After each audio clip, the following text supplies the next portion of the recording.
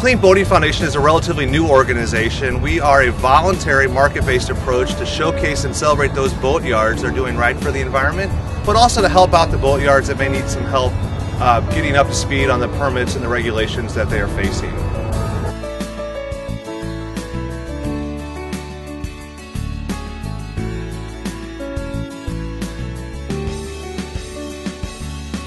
Clean Boating Foundation is really the link between boat yards and the Department of Ecology. The Clean Boating Foundation can help a facility get into compliance. That's what they're there for. They're not a threat, they come out, they assist, and it's a way for boat yards to get answers.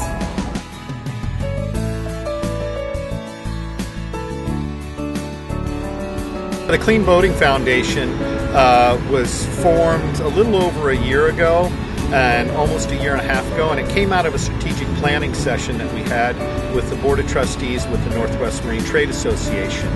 And we had been trying to wrap our hands around how to get ahead of environmental regulation and help provide all of our businesses some guidance in order to be in the forefront and be leading with their businesses instead of following and trying to just react, and being able to do it through planned, strategic ways.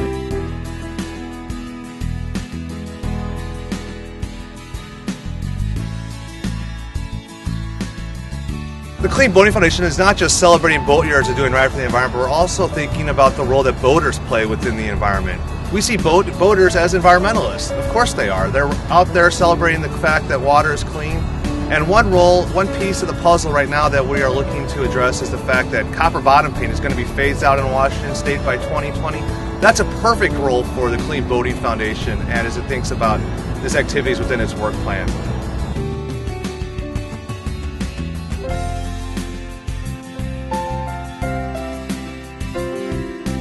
Copper is one of the things that we need to test for. It affects salmon. The other two metals that we have to test for are zinc and lead. They're equally as important as copper. Why copper is bad? It runs off into the water and it affects the salmon. Something that people fail to think about is once a boat is launched into the water, it's in the water 24/7. That copper is affecting the fish all the time. A boat yard can certainly deal with the copper that's running off of its property, but it can't deal with the marinas and the issues that affect the water when the boat's in the water. So in that respect, I think Clean Boating Foundation and the NMTA really had a forward-thinking idea. Rather than just focus on stormwater, they took it one step further. The NMTA has several landmark achievements recently.